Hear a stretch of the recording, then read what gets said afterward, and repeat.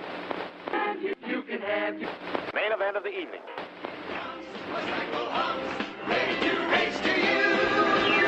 These days are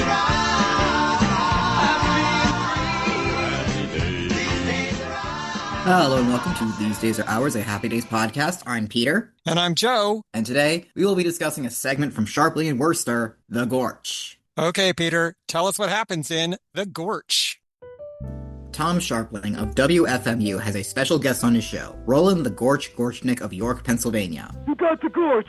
Who alleges that he was the basis for Fonzie on Happy Days. He met Gary Marshall in 1956 when the Brooklynite was visiting his aunt. Gorch was the first guy to not wear a helmet riding his bike, and Fonzie's outfit of jeans, boots, white t-shirt, and leather jacket was spot on, though Gorch wore a neckerchief too. That isn't his only criticism. He's annoyed that you never saw Fonzie steal from anyone on the show. The Gorch and his gang, the Almighty Deacons, had a clubhouse. Everything in it, they stole, which the Gorch claims wasn't a big deal back then. Tom is skeptical. I was always under the impression that stealing was kind of always a big deal.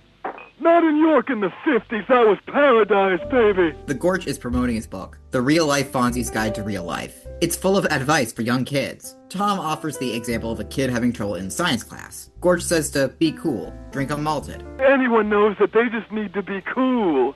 Uh-huh. And one thing that's not cool, asking questions. Gorch tried to sue Gary Marshall for $80 million, and then Marshall brought him on as a consultant. This only lasted 4 days, because Gorch tried to make the show gritty by giving Fonzie a pipe or a chain to hit Ralph Malph in the throat with. He also wanted Fonzie to shack up with Laverne. It seemed like there was some unsettled business between the two of them. Over email, they get a question about whether the Gorch can fix things like jukeboxes by hitting them, like Fonzie can. According to the Gorch, sometimes he fixes them and sometimes he makes it worse. Like the time he went to Henry's malt shop and found a guy playing Donna by Richie Valens on the jukebox. So the Gorch shoved his head into the jukebox. I grab Rock Around the Clock by the great Bill Haley, I put it on the thing, and I play it with his teeth.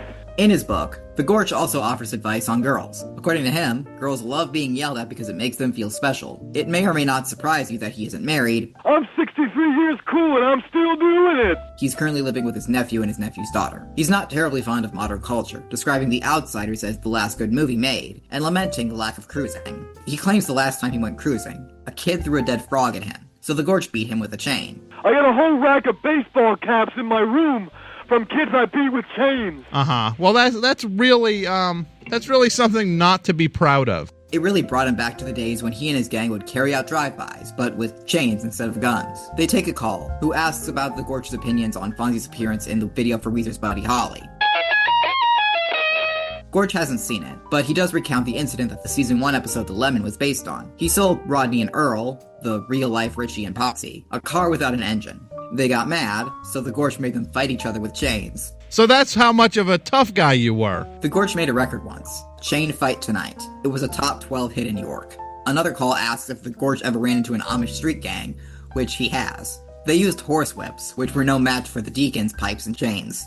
The next call asks if Gorch dated anyone like Pinky Tuscadero, and whether he was ever abducted by an alien like Mork from Ork. Gorch did ball a girl named Paula who rode a pink chopper, but there were no aliens. But as a matter of fact, people thought the Gorch was from outer space because I was so cool and so above everybody else. They thought I was from Planet Cool. The Gorch then recounts the incident that inspired Fonzie drops in, when he went back to York High School because there was a woman he wanted to have sex with. Then he recalls the time he almost got drafted. He demanded to see a general, who, in the words of Gorch, sucked on his pipe. He sucked on my pipe! He doesn't take kindly to Tom describing that as homoerotic, because all it means is that Gorch hit him in the face with an actual copper pipe. According to Gorch, drugs weren't a problem back then, but they drank vodka obsessively and had a house made out of beer bottles big enough to fit all the Deacons and their girlfriends in. Then he reminisces about Officer Harris, the basis for Officer Kirk, and how one time Gorch strangled him with a chain while wearing a ski mask. That's truly horrible. He tried to impound my bike! Another call asks about the episodes Westward Ho and Fonzie's blindness. The latter was based on something that really happened, the former was not. The Gorch did steal a horse once, though. He and the Deacons also once beat up a baseball game. Not a player, a game. The Gorch answers more questions. Ralph Malph was based on Denny, who Gorch describes as a loser. Unlike Fonzie and Richie on the show, the Gorch wasn't particularly close with Rodney, who he once dropped a car on. So he's pinned under the car, and it's called wearing a car. Forgetting girls, he advises never being seen running, because running isn't cool. Exclusively strut. And if you're really having trouble, just walk up to a girl and say, "You and me now," despite Tom pointing out that that is harassment. When asked if people knew he was the inspiration for Fonzie during Happy Days airing, Gorch laments all the weak stuff Fonzie did, like saving puppies instead of whipping chains around. He said as much to Gary Marshall the day he got thrown off the set. In fact, the episode Richie's Cup Runneth Over was based on something that Gorch did. He took Rodney's kid brother Dwayne to a party and got him so drunk he had to go to the hospital. Again, that's really, really socially irresponsible and very creepy. His name was Dwayne. The Gorch finishes by promoting his new record, including such hits as Chain Fight 2001 and Elk Racing, a euphemism for making out a la Happy Days watching the submarine races. One last caller asks if the very hostile Gorch has any friends, to which he says he has a few. Then he threatens to beat up the caller. Then he recounts trying to threaten Dick Clark into playing his music in 1959. And Tom brings the interview to a close.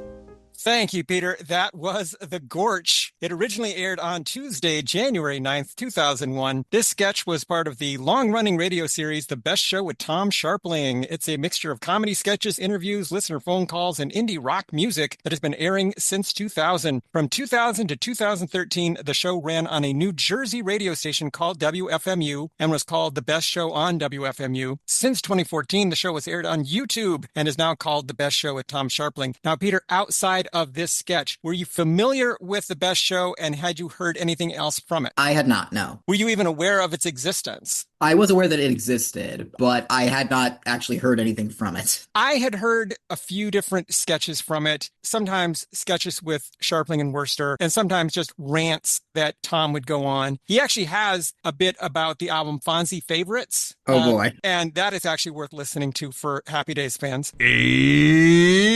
Shut up! The Gorch was later reissued on a 2002 compilation album called Chain Fights, Beer Busts, and Service with a Grin. And because of that album, we have our one definitive picture of the Gorch and how he looks. Did the Gorch in that picture look like how you would have imagined him? Yes, very much so. Maybe a bit better considering he is in his 60s at the time of this interview. The Gorch was written by Tom Sharpling and John Worster. Long-form sketches like The Gorch may sound totally improvised, but the duo say they are largely scripted ahead of time. Sharpling and Worster will work from what they call a roadmap or outline with an overarching narrative and specific beats and punchlines, but this allows for some improvisation along the way. Would that have been your guess after you listened to this? Yeah, I think it makes sense that it is semi-scripted, semi-improvised. That sounds much more controllable than pure improvisation. They must have to improvise because they don't know what the emails are going to say and what the calls are going to say, but I'm sure there were punchlines they were working up to. One of my favorites being the fact that the Gorch has a whole collection of baseball caps that he has taken from teenage boys.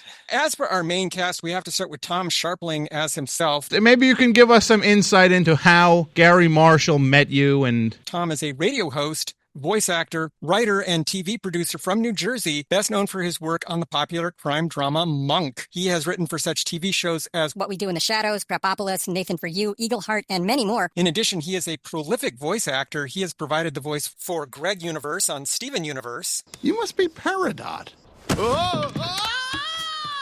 And has voiced characters on The Simpsons, Aqua Teen Hunger Force, and others. Peter, what did you think of Tom Sharpling as himself in this sketch? He's very good at playing the straight man to the Gorch. He's very good at occasionally puncturing the Gorch's claims and pointing out things like, hey, if you just walk up to a woman and say, we're going to have sex now, that's not okay. And I really did like his cracks about Chain Fight Tonight only being a top 12 hit and learning that apparently it made it all the way to number 11, actually. What I like about these long-form sketches is that they actually bring out the best in Tom Sharpling's personality. In other bits from The Best Show, you can hear that he has a very caustic, very abrasive, often very sarcastic and dismissive sense of humor. And in these, John Worster is usually playing terrible human beings. So Tom gets to be the good cop to John Worster's bad cop in these sketches. That brings us to John Worster as Roland the Gorchnick. We'd drive into Abbotsville. I'd start whipping that chain around. I'd take those deacons out one by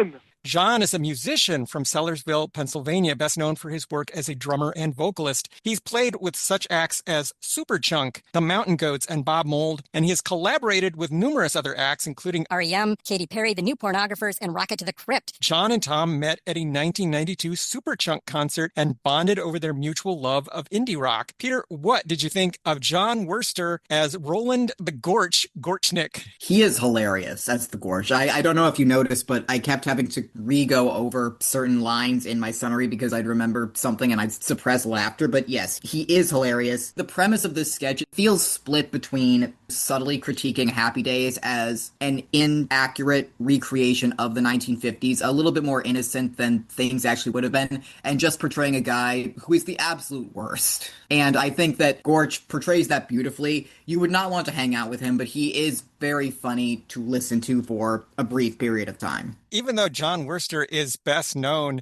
as a musician, he is miraculously good as a sketch comedian here. One of the perils of listening to The Gorch is that after I listen to it, I start talking like the Gorch for a while. I keep wanting to do the Gorch voice. John plays a variety of characters on The Best Show, and they're all terrible, deeply flawed human beings, and the Gorch may be one of the worst of them. As for the music in this, there's not really that much. At the very beginning, we hear a snippet of We're Gonna Rock Around the Clock by Bill Haley and his Comets. This song hit number 1 in 1955, signaling the start of the rock and roll era. It later served as the theme song for the first season of Happy Days and even hit the charts again in 1974. Bill Haley died in 1981. It's nice that Bill Haley lived to see it hit the charts again. John Worster as the Gorch performs a bit of his song, Chain Fight Tonight. You got the Gorch by your side. I promise you, my chain, I'm going to do it right tonight. Peter, what did you think of Chain Fight Tonight? Release the full single. I want to hear that full song so badly. At the end of the call, Tom says he's going to play a song by Party of Helicopters, a hardcore math rock band from Kent, Ohio that lasted from 1995 to 2004. Unfortunately, this portion of the broadcast has not been archived, so I have no idea what song he played.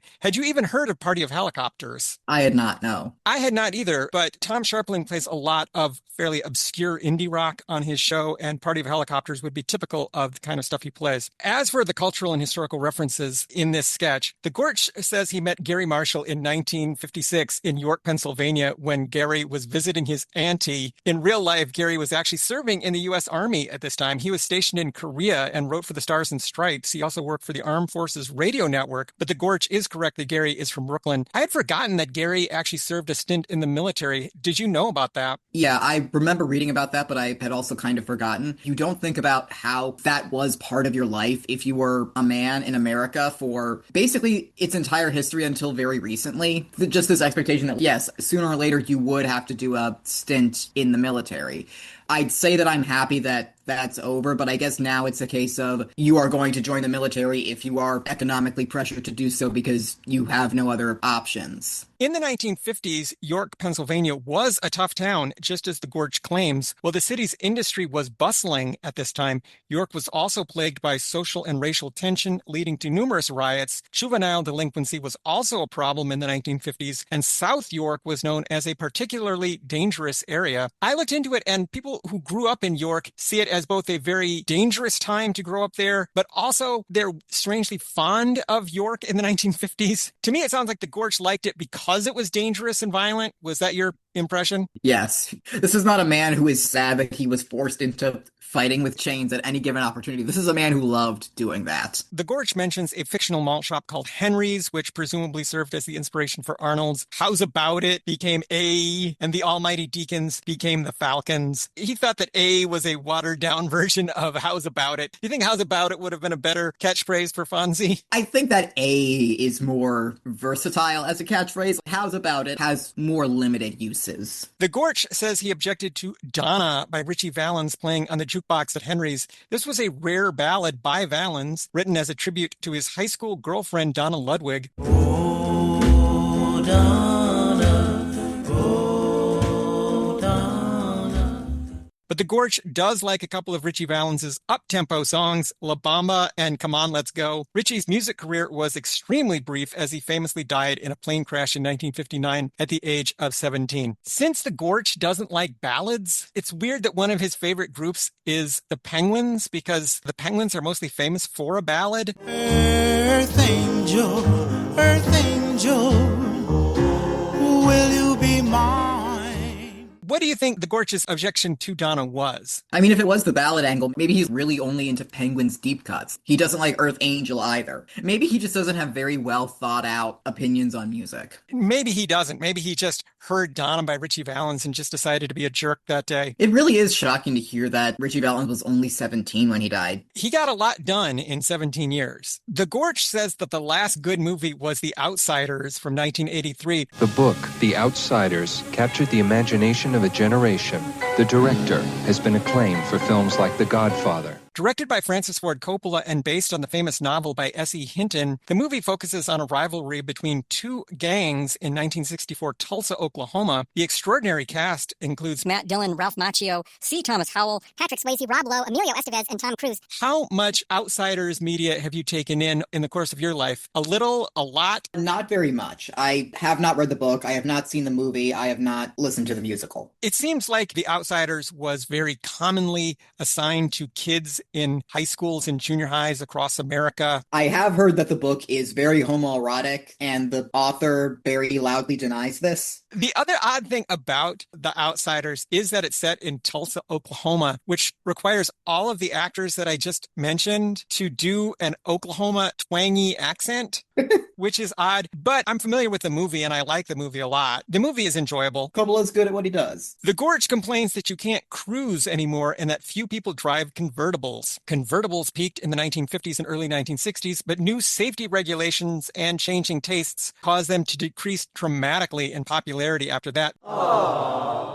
They enjoyed a brief resurgence in the early 2000s, but have again largely disappeared. Now, Peter, have you ever ridden in a convertible? I have not, no. Then you have not had the particular displeasure of riding in the back seat of a convertible. You would never guess it, but it is extremely uncomfortable to do that. I think that's why convertibles went away. As for cruising, it was a major component of 1950s teen culture. Teens and young adults would drive slowly through the main streets of their town. This was a way to show off their cars, flirt, and find parties. Although beloved by many, cruising was starting to become a problem as early as the 1960s. Cities passed ordinances against it, claiming it led to crime and traffic congestion. This trend continued, and by the 90s, cruising had been outlawed in most communities across the U.S. Now, Peter, I'm going to guess that you grew up in a cruising-free world. Is that correct? Yes, I did. You're driving home from work, and you get there late because some guy was driving around hollering at women. Of course, the kids would be getting into trouble along the way. In the 1970s, they made a whole movie called Van Nuys Boulevard about the cruising scene in Van Nuys. Cruise night. It's an American tradition that belongs to anyone who loves competition. And the movie was so popular that it led to the end of the Van Nuys cruising circuit. The cops really cracked down on cruising in Van Nuys after that. The Gorch remembers doing drive-bys in a T-Bird. You get one guy driving the T-Bird, the old Gorch would hang out the passenger side. I got this extra long chain, I'm whipping it around. He's referring to the Ford Thunderbird, a convertible introduced in 1955. The T-Bird didn't get a back seat until 1958, so some consider the only real T-Birds to be the ones manufactured from 1955 to 1957. On Happy Days, Roger drove a yellow Thunderbird in the episode Fonzie the Substitute, and Who Gives a Hoot Nanny? Fonzie says that adding a back seat ruined the T-Bird. It is one of the most iconic cars of all time, and I'm not saying that's just because of the name. The Gorch also said he had a rivalry with a town called Abbotsville. Then we had this rivalry with this other town called Abbotsville. He must mean Abbottstown, a borough about 15 miles to the southwest of York. There are numerous towns called Abbotsville, but none in Pennsylvania. So I'm very disappointed in the Gorch for getting one of his facts not quite right. It's possible that the Gorch's memory is a little faulty. He's in his 60s, and he's gotten into a lot of chain fights. The Gorch defines popular music as Bill Haley, the Penguins, and the Olympics. He specifically mentions Western movies by the Olympics. The Penguins were a doo-wop group from Los Angeles, best remembered for their ballad Earth Angel. The Olympics were another LA doo-wop group. Their biggest hit, Western Movies, was notable for having gunshot sounds.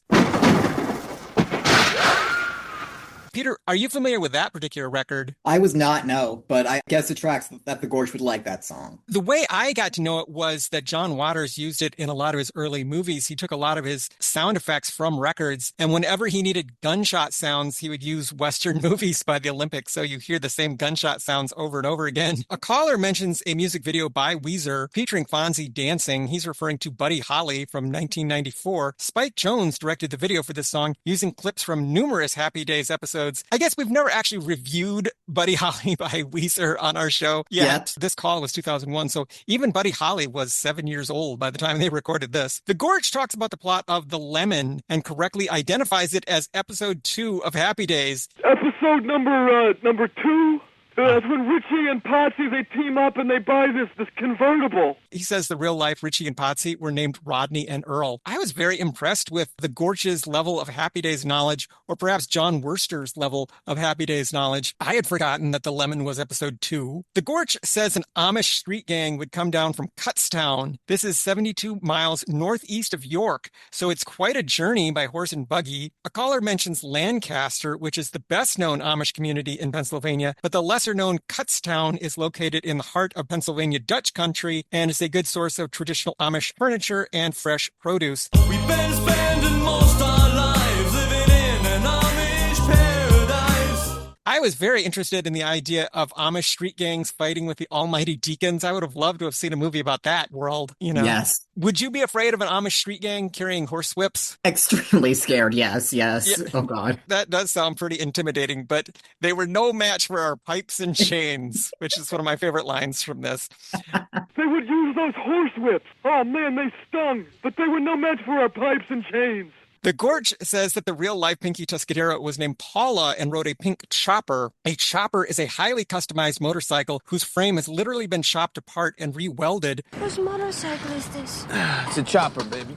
The stretched-out motorcycles you see in Easy Rider are choppers made from Harley-Davidsons. Do you know the point of choppers, why you would chop them up and then stretch them out? Make them look cool, I guess. Another caller mentions the plot of My Favorite Orkin, featuring Robin Williams as Mork from Ork. Mork from Ork came down once and, walked around, and he was from outer space. Whether that episode depicts an alien invasion or is just a dream depends on which version of it that you see, and we reviewed both versions on our show. Do you think that story really happened, or was it just a dream? I think that once Mork and Mindy aired, it became something that really happened. I think so too. But this also leads to one of my favorite improvisations by John Worster, where he says that people thought the Gorch was from outer space because he was so cool. The Gorch mentions the episode where Fonzie goes back to high school. I came back to York High, not because I wanted to get my diploma.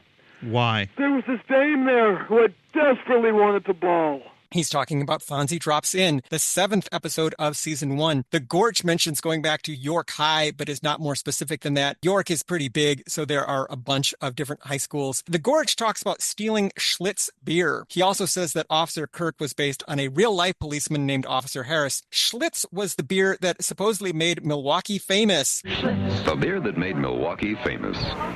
But it was discontinued in 2026. The beer was originally produced from 1849 to 1982 by the Joseph Schlitz Brewing Company, but was later produced by Pabst. Of course, Schlitz beer plays a prominent role in Happy Days mythology because it's the basis for Schatz beer, the beer that we see on Laverne and Shirley. And I think there are a few references to Schatz beer on Happy Days as well. I think they know what Schatz beer is. Were you sad to see Schlitz beer go off the market? I'm not really a big beer drinker, so I can't say I was, but it has an important role in American history. A caller mentions an episode where Fonzie goes to a rodeo and one where he loses his sight and rebuilds his bike. He's referring to Westward Ho, a 3-parter from the beginning of season 6, and Fonzie's blindness, which immediately followed Westward Ho. And I assume that since he's mentioning these 2 episodes that aired back to back, he must have just seen those on television somewhere, and those were the ones that were recently in his memory. The Gorch is very dismissive of those episodes. See, that stuff was so late. I mean, the first couple seasons was bad enough. That stuff was just out of the park bad. Yeah. The Gorch fondly remembers beating up an entire baseball game. He talks about a semi-pro summer league team called the High Flyers playing a team from Emmaus. I couldn't find any record of the High Flyers, but Emmaus is a quaint historic borough about 88 miles northeast of York. And I looked into Emmaus, and it is a really beautiful little small town, and it is sad to think of the Gorch beating up an entire baseball team from there. The Gorch says that Ralph Malph was based on a total loser named Denny. He also mentions the Fonz saving puppies. You didn't really do that, did you? You didn't really go save some puppies, did you? And I'd say, no, man, I whipped some chains around. The Fonz never actually did that on the show, though he did get a dog named Spunky in season 4, episode 23. Was there an episode in which the Fonz saves puppies that you remember? No, but he was just using that as an example of the queer stuff that Fonzie used to do instead of getting chain fights. Although I would imagine that the Falcons probably did get into some pretty bad fights, and that all happened off screen. I'm sure the episode that would have driven the Gorch crazy is the one where Fonzie reunites with his old gang, and they're about to have a rumble with their rival gang, but instead of actually having a rumble, they had a softball game instead to settle the rumble. Yes. And I'm sure the Gorch threw a beer bottle right at his television set when he saw that one. He was like, are you kidding me? They set up a rumble and then it doesn't happen. But beer bottle or maybe a vodka bottle. Vodka bottle probably by that point. The Gorch accurately describes the plot of episode 3, Richie's Cup Runneth Over. Potsy took Richie to this wild party. It's like a bachelor party. In that episode, Richie attends Potsy's cousin's bachelor party and gets extremely drunk. I thought this was an example of the fact that in order to write something like the Gorch, you would have to be pretty familiar with the lore of Happy Days. Would you agree? Oh, absolutely, yeah. You have to know a lot of the details of Happy Days to write something like this. The Gorch says he recorded a new album called The Gorch Rocks and Rolls with the offspring of the Olympics. Yeah, well, of course it's in the vein of the classic rock. I got some of the offspring of the Olympics backing me up. Titles include Souped Up Motorbike, Beat Up the World, Balling Mary, Chain Fight 2001, You equals Beat Up, and Doing It 50 Style. Then there's a song about making out called Elk Races, which is based on the slang submarine races. The Gorch says that the real life inspiration point was called Inspiration Pond. Did you want to hear this entire album, The Gorch Rocks and Rolls? I absolutely did, yes. Every song in it sounded amazing. I actually think there should be a stage musical about the Gorch, an alternative to Grease and stuff. With those same songs in them. Teens caught making out in cars in the 1950s would jokingly tell police officers they were watching the submarine races. Legendary New York DJ Murray the K. Kaufman made a lot of submarine race watchers jokes on his show. Did you think that that slang term actually was invented by Happy Days, or did you know that it came from the real world? I guess it makes sense that it came from the real world. Although it is a strange enough detail that I would have also believed that it was made up by Happy Days. My introduction to it was through Murray the K. Kaufman. I would hear interviews that Murray would do with the Beatles, and Murray would make these submarine race watchers jokes that would just go right over the Beatles' heads. They had no idea what he was talking about. Yeah, well, get rid of that cuckoo one you had on last night. You mean the submarine race watchers? That's it. Maybe that's where Yellow Submarine came from. It's about making out. The Gorch talks about meeting Dick Clark in 1959 and threatening him at a taping of American Bandstand in Philadelphia. I met Dick Clark in 59. Uh-huh. I went over to Philly. They were doing Bandstand. I come up to him and I go, yo, Mr. Clark. He got really scared. He thought I was trying to rob him. The popular teen dance show American Bandstand was filmed in Philadelphia from 1952 to 1964. When it moved to Los Angeles, Clark became the program's host in 1956. Dick Clark actually only did American Bandstand from Philadelphia for less than 10 years, but he was forever associated with the city. I wanted to see a dramatic reenactment of the Gorch's encounter with Dick Clark in 1959. Maybe that's why he left Philadelphia. He didn't feel safe there anymore. Now, Peter, normally we would talk about the fashions in this, but the only real fashion note is when the Gorch talks about Fonzie's outfit and he's going through everything that the Fonz wore and saying, true, that's true. And the one change that the Gorch made to the outfit was that he wore a neckerchief. Do you think that's a good change to the outfit? I think that by wearing a neckerchief, you can zhuzh up the outfit a little, but I can also see why maybe they didn't include the neckerchief. It maybe detracts from what one is trying to convey, if one wants to convey that they are a tough hoodlum. I'm a little bit surprised he didn't bring up the windbreaker that Fonzie used to wear in the early seasons. He was probably too angry about the windbreaker to even address it in a forum like this, but yeah, it seems like the Gorch is mostly focused on those episodes from season 1, and during that time, of course, Fonzie wasn't even wearing the leather jacket most of that time. So, Peter, I will ask that age-old timeless question. Was this sketch any good? Yes, this is, I think, one of my favorite things that we've talked about for this show so far, since we've pivoted away from Happy Days per se. It's funny as hell. Like I mentioned earlier, if you squint, it might be a subtle critique of Happy Days as a show in how it did maybe present a more innocent, cuddly version of the 50s than actually existed. With the hindsight of nostalgia, it seems like a more innocent time, but as you were living through it, it was maybe not exactly that, for many reasons.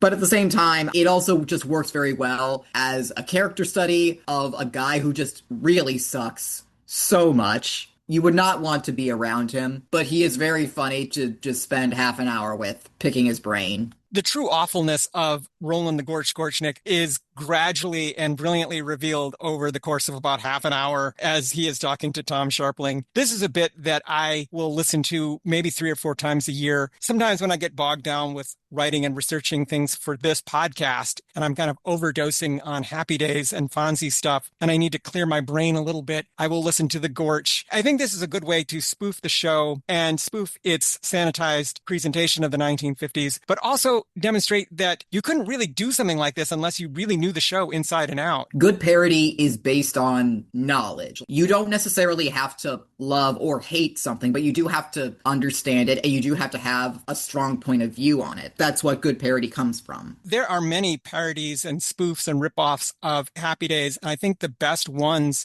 tend to be ones where the people making it really know what they're talking about and really know the details, which is why I think Mad Magazine's parody of Happy Days is actually pretty strong. The Gorch has gone on to make multiple appearances on The Best Show with Tom Sharpling, and has kind of taken on a life of his own, which I can totally understand from this. He interacted with Conan O'Brien once in one show. God. And I looked into it. Henry Winkler is aware of the Gorch and has directly challenged the Gorch.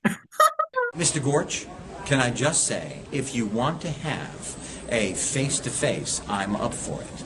If you think I ripped you off, you've got illusions of grandeur. Oh my gosh, we need the crossover. We absolutely do. So, Peter, how can people keep up with us and find out about all the wonderful things that we are doing? Listeners can follow us on thesedaysreours.libsyn.com. And they can email us with questions, comments, and concerns at thesedaysreourspodcast@gmail.com. So, Peter, what do you have for us the next time we get together? Well, I want to start by apologizing for what I'm going to inflict on you, and I hope the fact that I will be inflicting it on myself will also be enough to make up for that. I think we need to talk about Hillbilly Elegy, directed by Ron Howard. I knew this day would come, Peter. I knew this would happen eventually. And I am emotionally semi-ready for it. Okay, let's do it. See you later, alligator. In a while, crocodile.